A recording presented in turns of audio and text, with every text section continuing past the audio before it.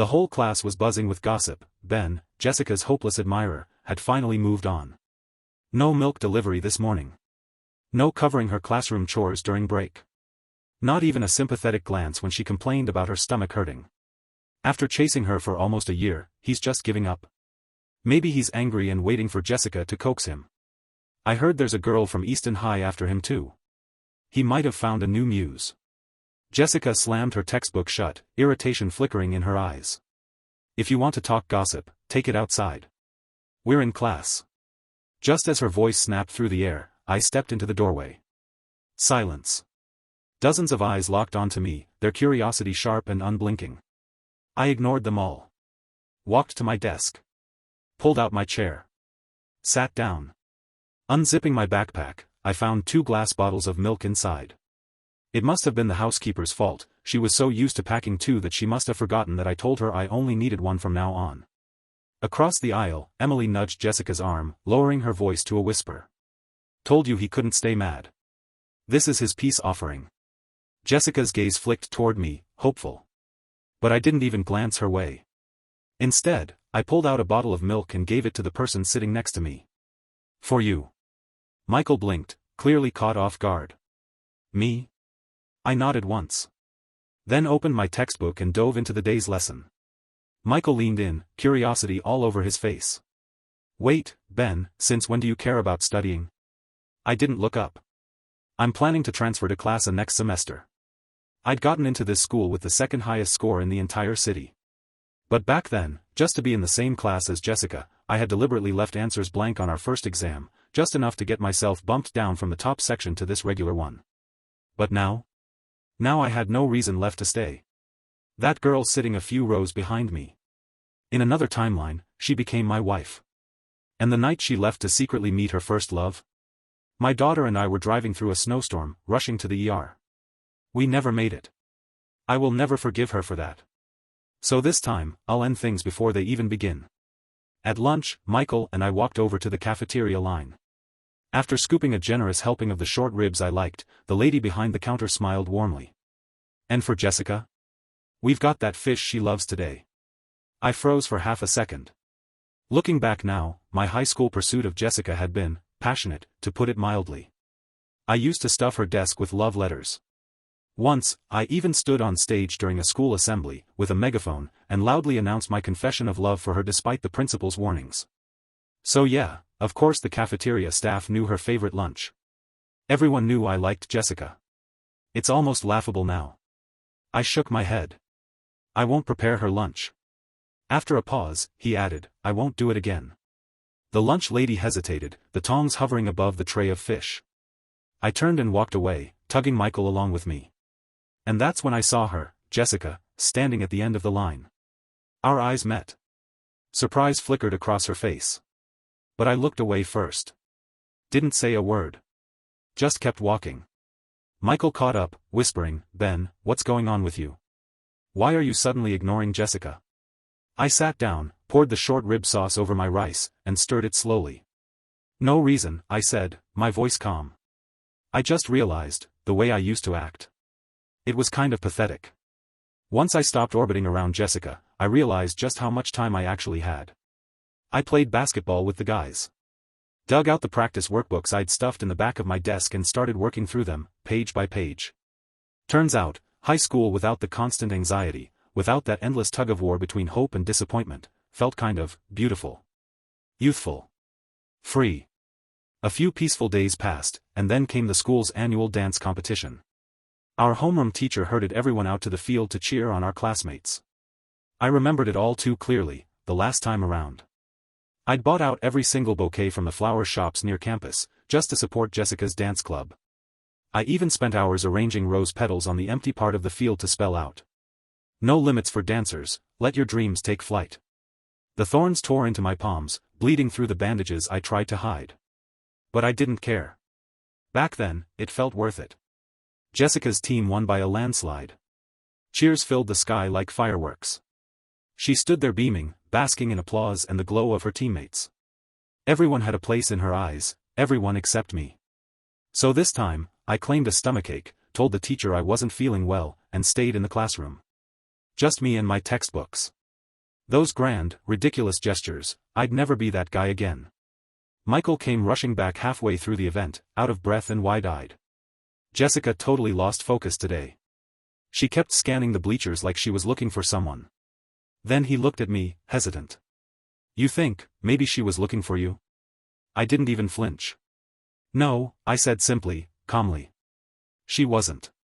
At this point in time, Jessica might as well have had "I can't stand Ben" tattooed across her forehead. My absence probably made her day. Michael kept rambling about the dance competition, who slipped, who nailed their routine, which club had the best costumes. I wasn't in the mood to listen, but I didn't want to interrupt him either. So I made up an excuse and grabbed my water bottle, saying I needed to fill it up. The moment I stepped outside the classroom, I saw a group of students rushing down the hall. I moved aside instinctively, until I heard Emily's voice behind them, half yelling as she helped support someone. Ben!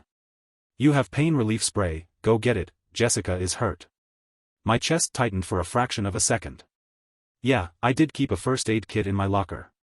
Bought all the best imported meds, sprays, creams, patches, just in case Jessica ever twisted an ankle during practice. I knew how much dancing meant to her. But she won the competition last time. She didn't get hurt. So what changed this time? Ben, what are you doing just standing there? Emily snapped, her tone sharp with urgency. I blinked, as if waking from a daze.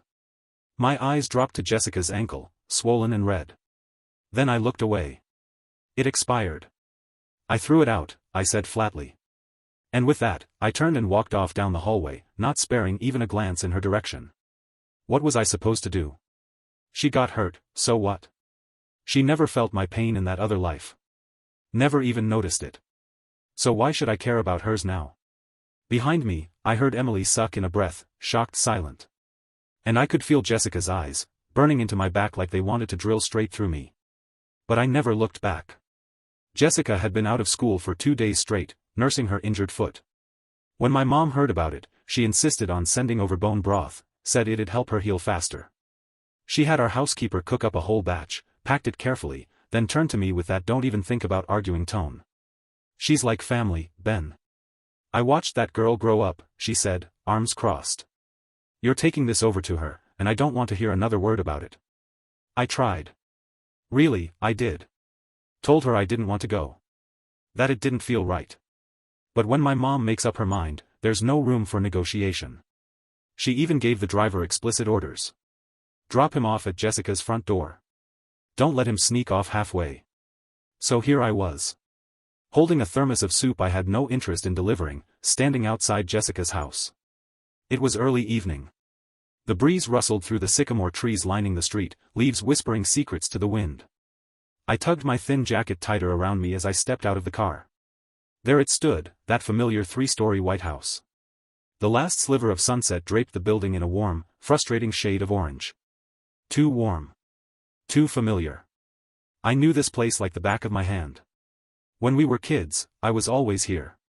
And later, for almost 2 years, we even lived under the same roof.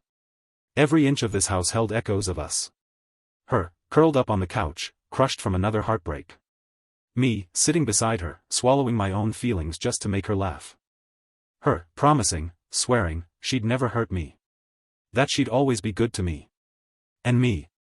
Naive enough to believe her. It felt like my chest was being torn open. The pain was so sharp, it left me trembling. I stood there for a long time, trying to steady my breath.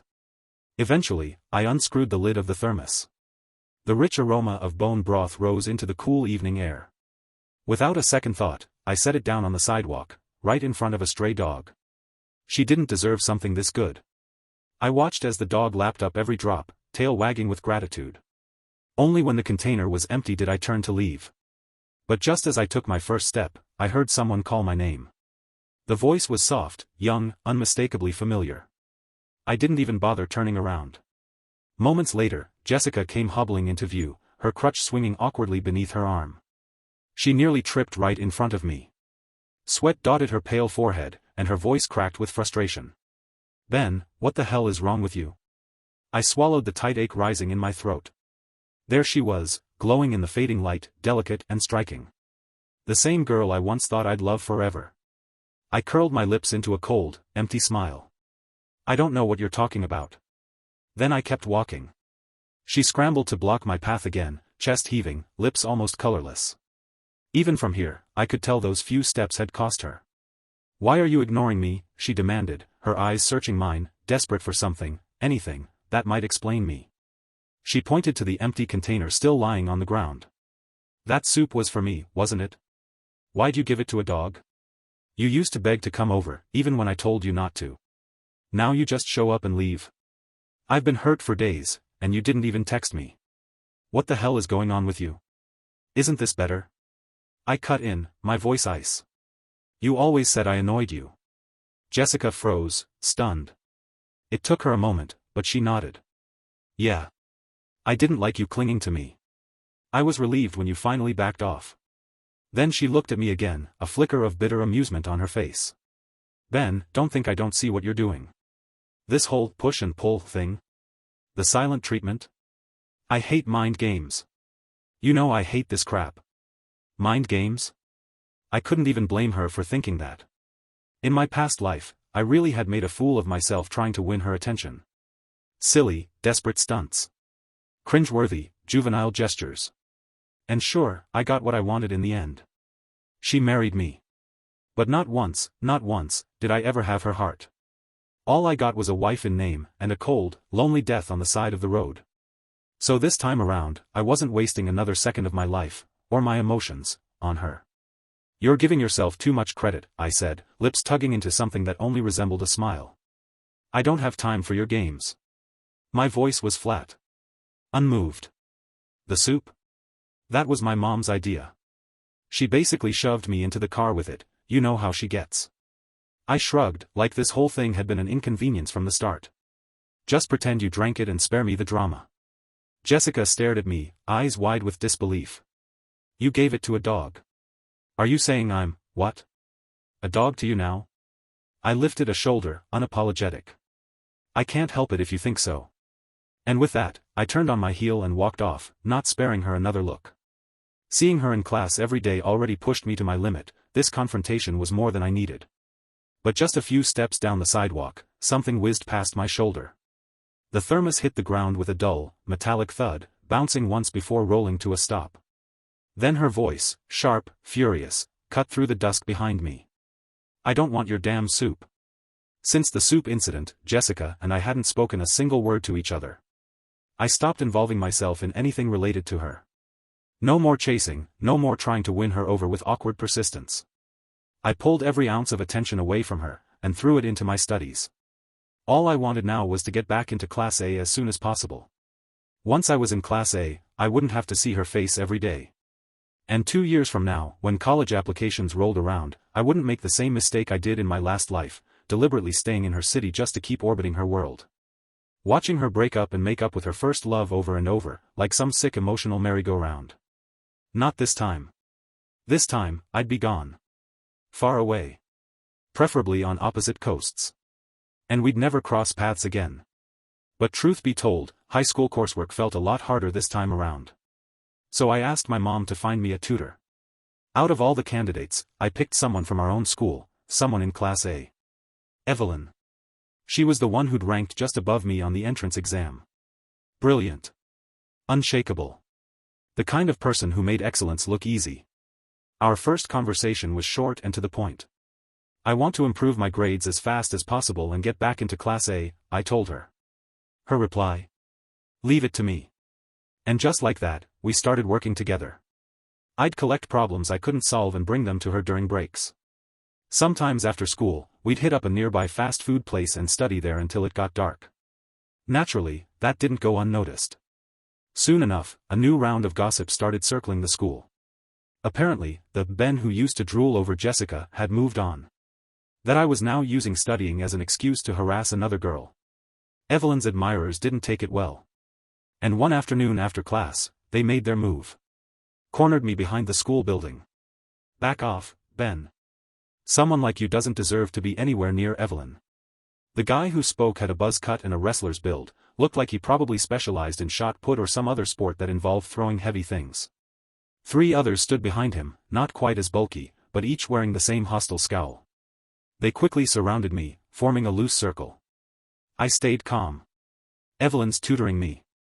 I'm paying her. She's helping me study. That's it. There's nothing inappropriate about it. The buzz-cut guy scoffed. Tutoring? Give me a break. That's just your excuse to get close to her, right? God, Ben. Do you even hear yourself? He stepped closer, smirking. You were all over Jessica, doing every pathetic thing you could think of to get her attention. And now that didn't work, you're dragging Evelyn into it. You're disgusting, man. Seriously. I'm embarrassed for you. Yeah, you're a total creep. She's never gonna fall for some desperate loser who can't even keep his grades up. Evelyn's got a future, you know? What happens if helping you tanks her GPA and screws up her college apps? You gonna take the fall for that? I stared at them, momentarily speechless. All this, just because Evelyn helped me review a few math problems?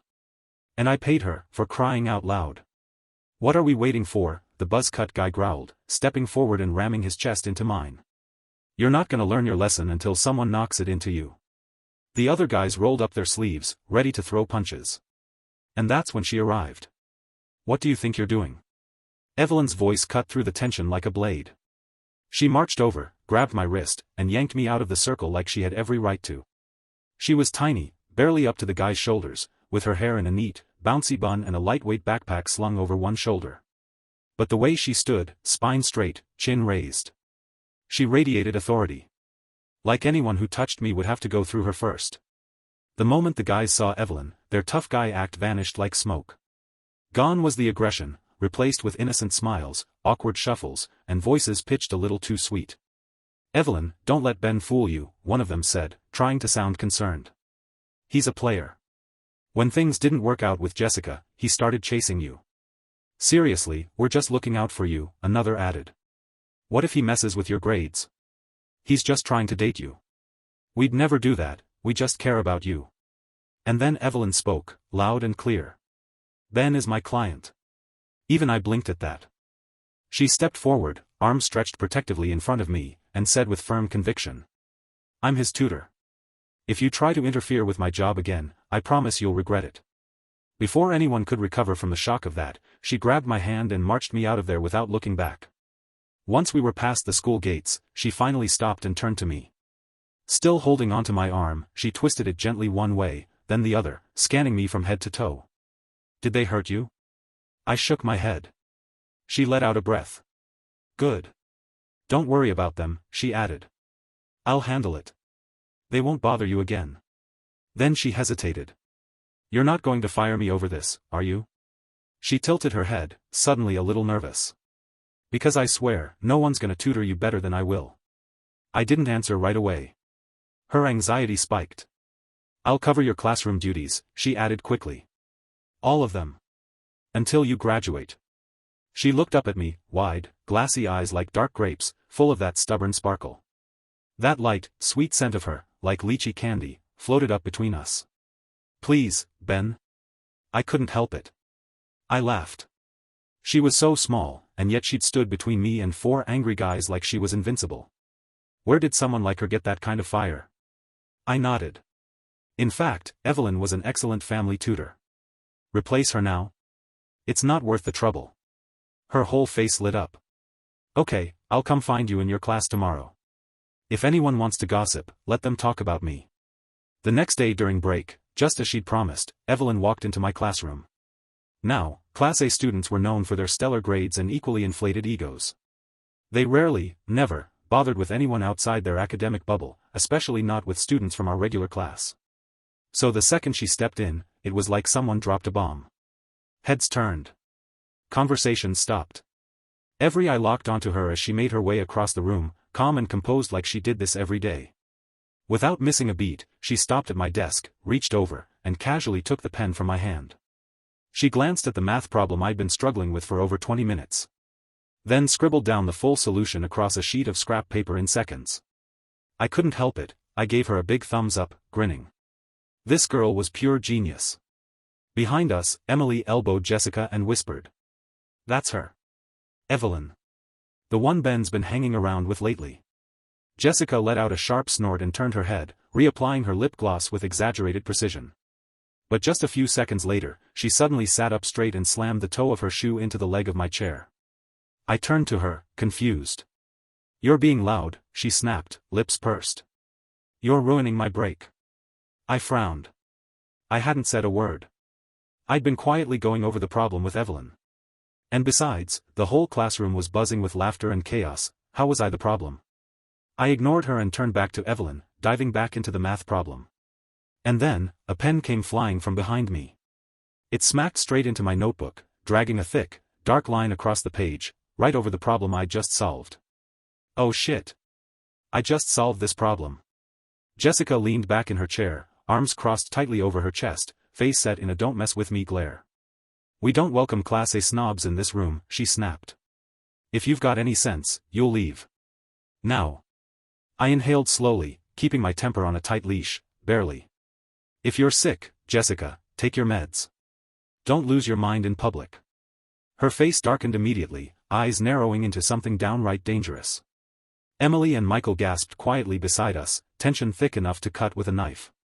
I shot Jessica a look, then turned to grab my books from the desk. "Evelyn, let's go. She's not worth the noise." Without waiting, I took Evelyn's hand and headed for the door. The classroom, noisy just seconds ago, fell into stunned silence. Every single person watched us, eyes wide, mouths half open. Behind me, I heard Emily whisper, "Wait, are they, actually a couple now?" Jessica didn't answer. By the time we reached the rooftop, the bell was almost about to ring. Her little outburst had eaten up most of our break. So Evelyn and I agreed to meet after school at a nearby cafe to finish up our study session. But when the final bell rang and I was packing up to leave, guess who showed up at the classroom door? Jessica. After everything she'd pulled that day, I wasn't in the mood to play nice. I figured I'd just walk past her and pretend she wasn't even there. But she stepped right into my path, blocking the doorway. "I heard you're trying to transfer to Class A." Her tone was calm, but there was something calculated behind it. I sighed. "Yeah. So? I'll find you a tutor," she said, tilting her head up to meet my eyes. Her voice took on a softness I hadn't heard in a long time, sweet, almost gentle. "I'll get you the best." "I don't need one," I replied coolly. "I've got Evelyn." Her face tightened instantly, lips pressing into a pout that didn't quite hide the anger underneath. "She doesn't know what she's doing." I gave her a look. "She knows more than you ever did." And with that, I stepped past her and walked away, never looking back. Under Evelyn's guidance, my grades skyrocketed. Test after test, I was pulling in scores I hadn't hit in years. But even with that progress, Class A was still just out of reach. One afternoon, I was midway through a physics worksheet when Michael came barreling into the room, arms full of snacks. "Dude," he said, barely catching his breath, "word is, we're getting a transfer student today." My pen froze mid-sentence. Right on schedule. The bell rang a few minutes later, and, just like the last time, it was Jessica who walked in with him, one arm wrapped around his for support. He'd gotten lost on his way to our floor, then wandered past the gym and got hit in the leg with a stray basketball. I stared at Derek's face, that all-too-familiar face. Not exactly good-looking. Not particularly smart, either. But cunning? Opportunistic? Absolutely. And somehow, this was the guy Jessica once chose over everything. She defied her parents for him. Went on a hunger strike just to keep dating him. I had a front row seat to all of it, the flirting, the love, the fallout, the on-again off-again saga that never seemed to end. Honestly, I was the rebound. By the time I stepped in, Jessica had been wrecked by him, emotionally drained, drinking every night, shadows under her eyes deep enough to drown in. So I stayed. When she drank, I drank. When she smoked, I sat beside her.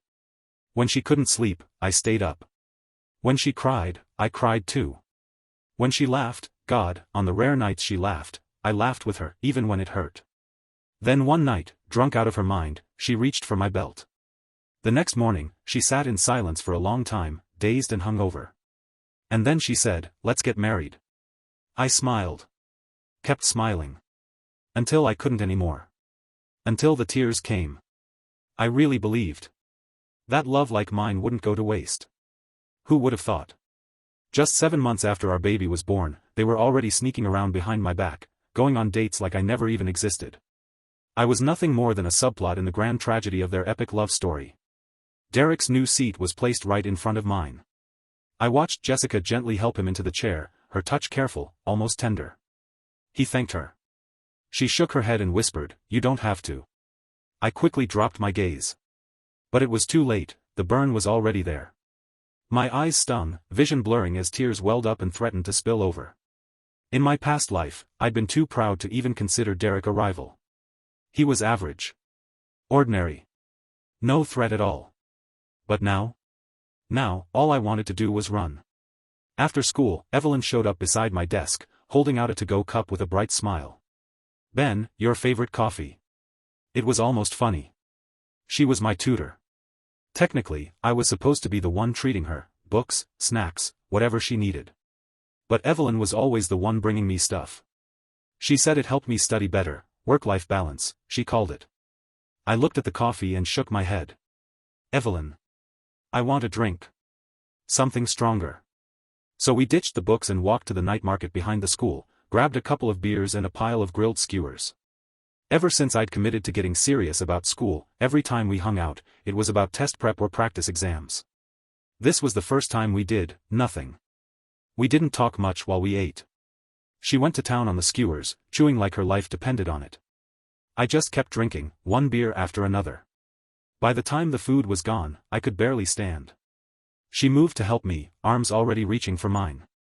"I'm good," I slurred. "Oh, come on," she waved me off. "I ate so much food so I could have the strength to drag your drunken body home." Before I could protest again, she'd already hooked one of my arms over her shoulder and wrapped her other arm around my waist, like it was the most natural thing in the world.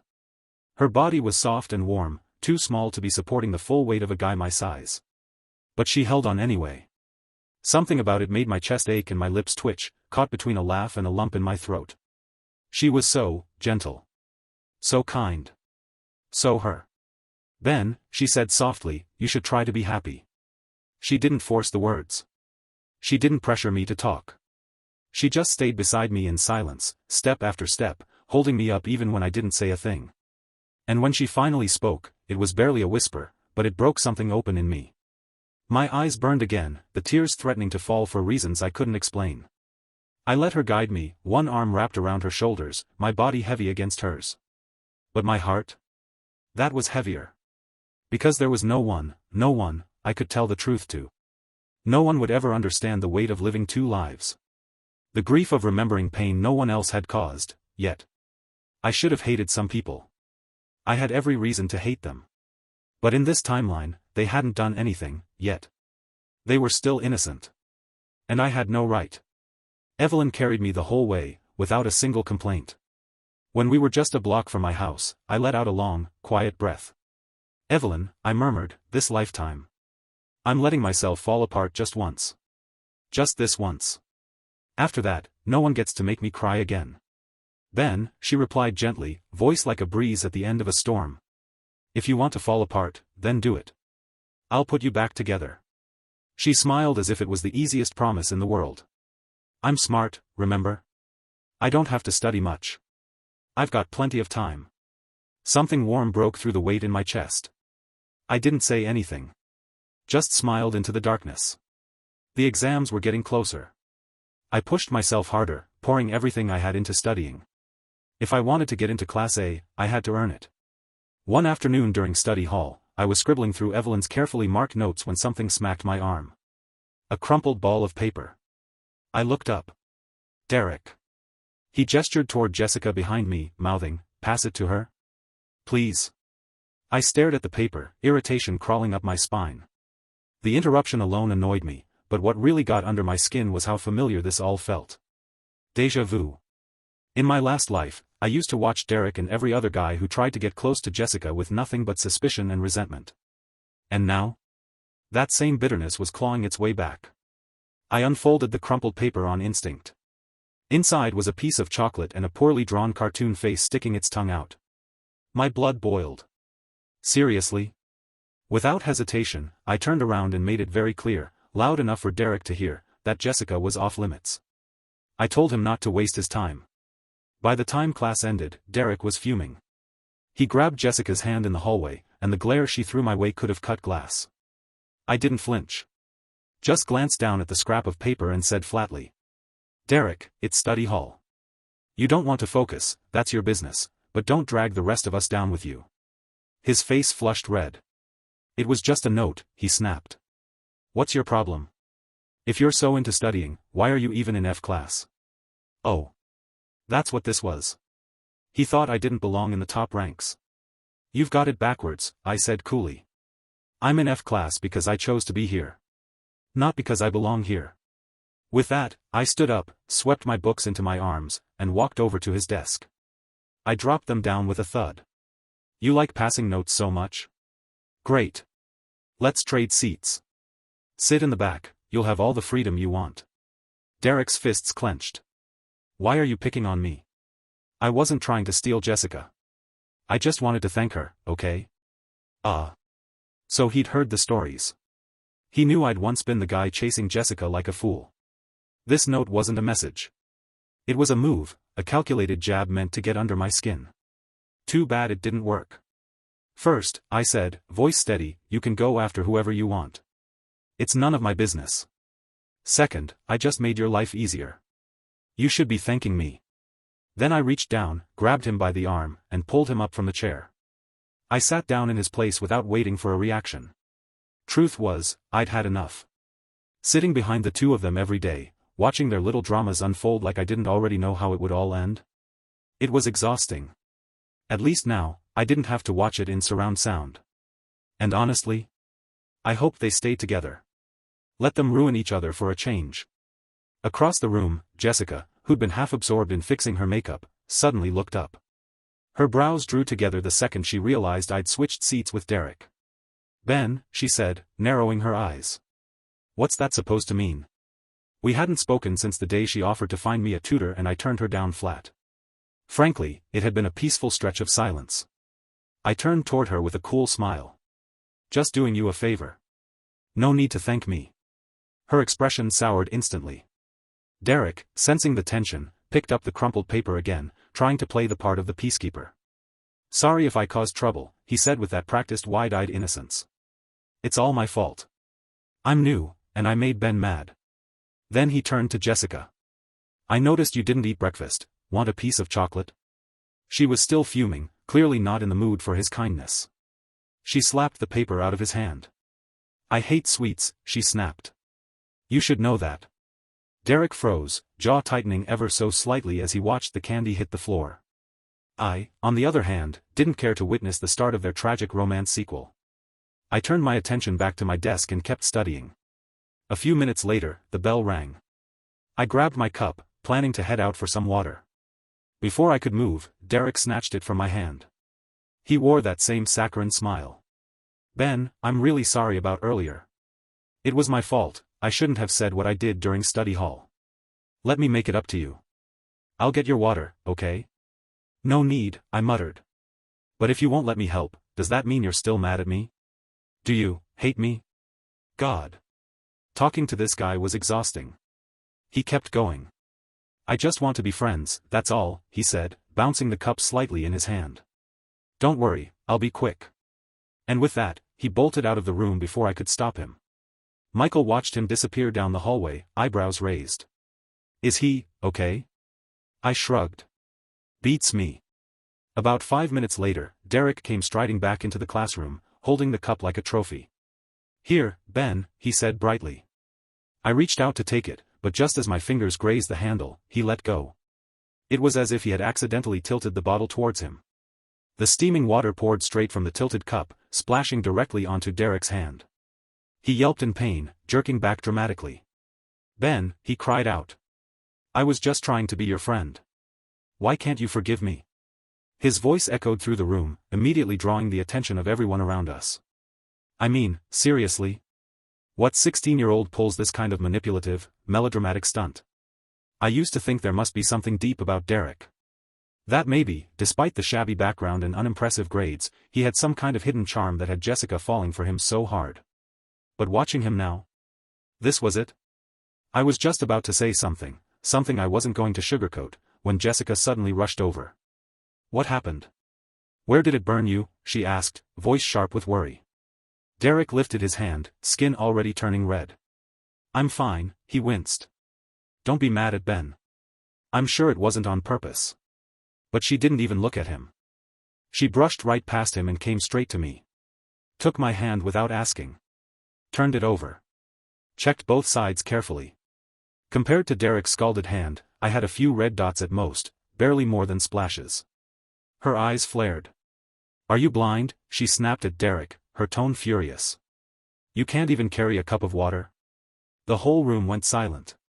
Even Derek looked stunned. And honestly, so was I. Next thing I knew, Jessica had grabbed my arm and was dragging me to the nurse's office. The nurse took one glance and said, if you'd waited any longer, this wound might have healed on its own. Jessica cleared her throat and turned away, pretending to examine the posters on the wall. We didn't speak on the way back, just walked, one behind the other, steps awkwardly out of sync. Right before we reached the classroom, she broke the silence. Ben, change your seat back. I slowed, looked over my shoulder. Why change seats? A beat of silence. Then another. And just before we crossed the threshold of the classroom, she said it, quietly, almost like she didn't want to be heard. I take back what I said. About hating you. Another pause. My birthday's in 2 days. Everyone from class will be there. Will you come? It was on Jessica's birthday that I found out she was pregnant. It started with little things. She, who normally ran on 5 hours of sleep, had suddenly turned drowsy and sluggish. Always hungry. Always snacking. Something felt off. So I bought her a pregnancy test. She waved me off like I was being ridiculous. Said it was impossible. Then went on with her usual routine, clubbing till late, piling on makeup, skipping meals, dancing in stilettos like nothing had changed. She didn't care. But I did. So I drained the water from the toilet, quietly tested the morning urine she forgot to flush. 2 lines. I nearly burst with joy. I ran out and bought a small gift box, placed a pair of tiny baby socks inside, wrapped it in soft paper. To me, it was the best birthday gift we could ever receive. She was carrying our child. She was willing, I thought, to create life with me. And I was ready to give her everything. A home. A promise. A lifetime. Even my life. But the truth? The truth shattered me. Much later, Derek let it slip, casually, cruelly, that Jessica had come to me that day to break up. The baby was an accident. She hadn't wanted it. And worse, she didn't even know whose it was. If it was Derek's, she was overjoyed. If it was mine, she was disgusted. Unfortunately for her. It was mine. Memory's a cruel thing. I rubbed my temple and said flatly, I can't come. I've got things to do. Behind me, she stopped walking. Her voice was sweet, laced with playful softness, almost coaxing. It's at the old vineyard, you know, the one we used to go to. I'll wait for you, Ben. There's something really important I want to tell you. And that's when it hit me. Jessica and Derek were the same in one way.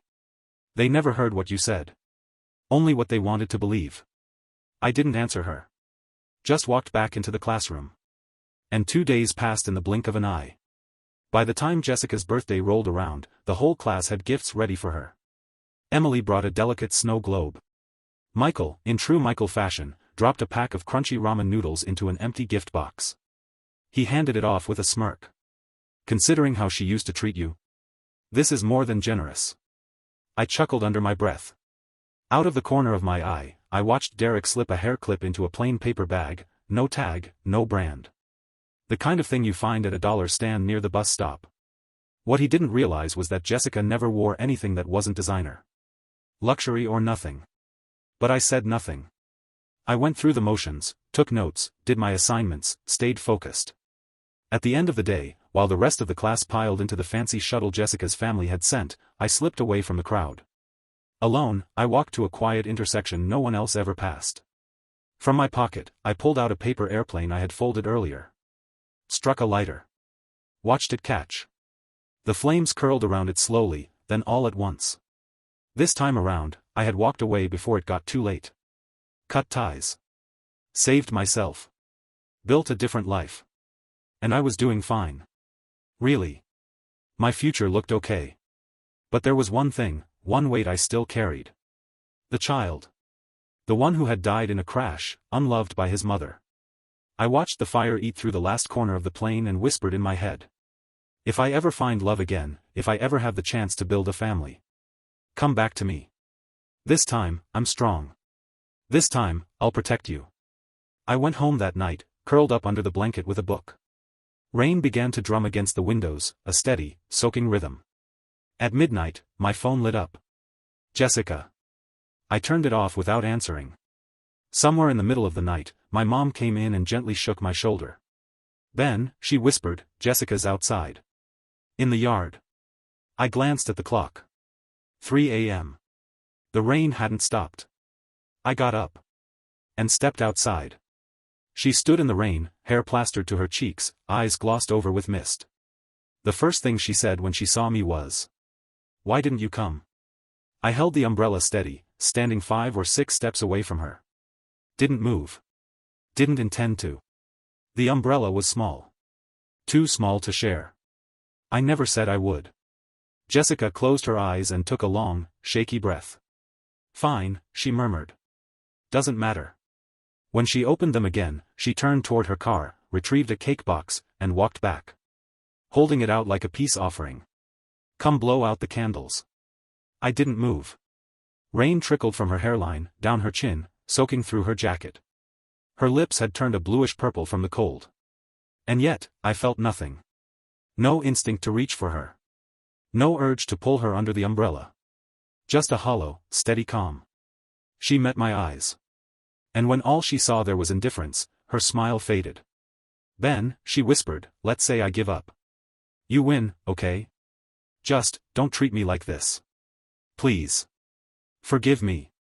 Talk to me. I glanced down at the cake in her hands. In the past, I would have been the one baking it. Choosing decorations.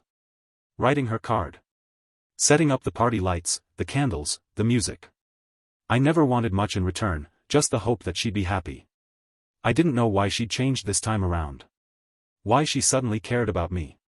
But whatever it was too late. Jessica, I said, my voice level, you don't get it. I don't like you anymore. She blinked. I don't just not like you, I added.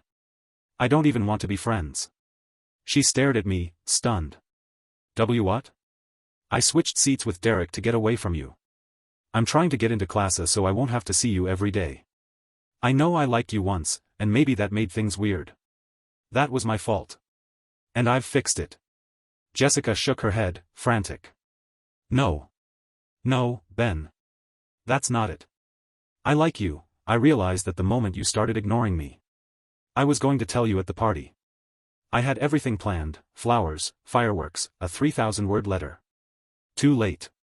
Or maybe, I thought, I'm just not the kind of person who forgets. You hurt me once, and I remember. Jessica, I said, final and quiet, this is it. Don't come looking for me again. Our story ends here. The rain hammered against the umbrella, loud and merciless. I turned and walked back inside. Didn't say goodbye. This time I was particularly stingy and didn't even want to leave her a cheap umbrella. The exam results came out not long after. I ranked in the top 10 across the entire school.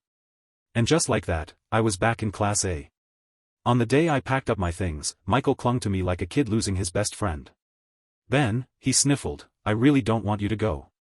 Once you're in Class A, we won't even see each other anymore. I bumped his shoulder with my fist. I'll still come hang out with you.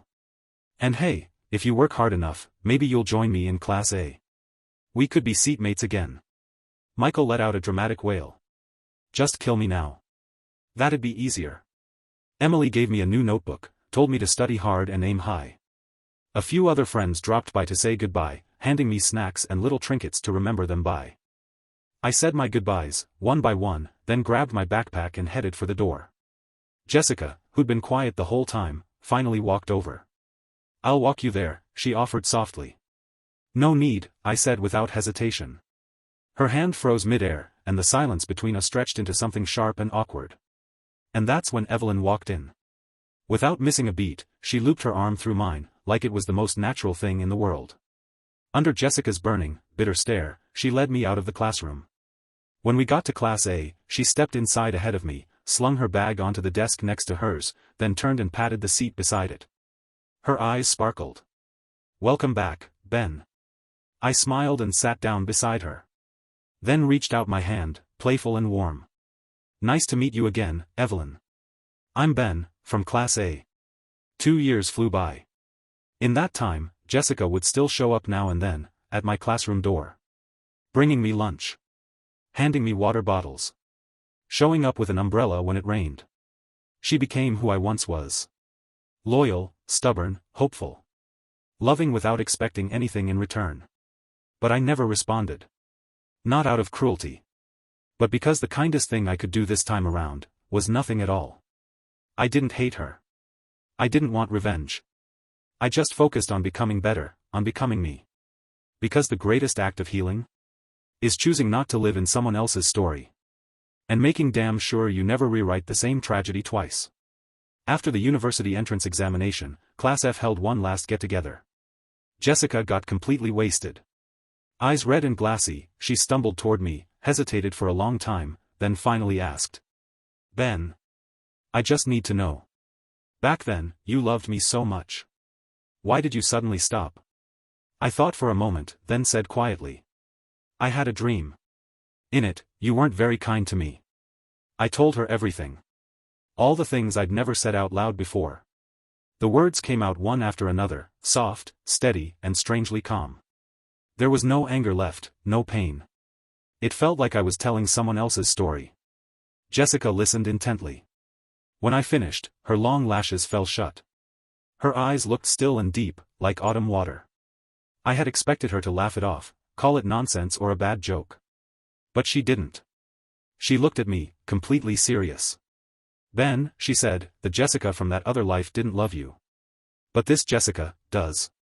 I took a sip of my drink. The alcohol made my chest feel warm. Yeah, I murmured, but this Ben, doesn't plan on waiting. When exam results came out, I chose a university in the capital. In a city I loved, with a major I'd always wanted. This time, I wasn't choosing for anyone else. No more shrinking myself for someone else's story. No more living without a sense of who I was. On the day I left for school, Jessica showed up at the airport to see me off. The terminal buzzed with people, but her eyes were locked on me, full of reluctant tenderness. She opened her arms and smiled with a trace of her old charm. Ben, she said, almost pleading, we probably won't see each other for a long time. One goodbye hug, that's not too much to ask, right? I stepped back before she could touch me. Clean breaks. That was my rule now. Her face fell. Okay, she said quietly. Ben, wait for me a year. I'll come find you. I shook my head. I won't wait. Don't waste your time. Then I turned and walked away, didn't even look back. Not one parting word. Behind me, her voice rang out, loud and defiant over the airport crowd. I'm not listening to you. Ben, I will come find you. I pulled out my earbuds and slid them in. Boarded my flight. Found my seat. And then. That familiar, sweet scent of lychee drifted over. I turned my head. There she was. Evelyn. Bright eyes. Soft smile. Ben, she said gently, next 4 years, your turn to protect me. I smiled. Yeah.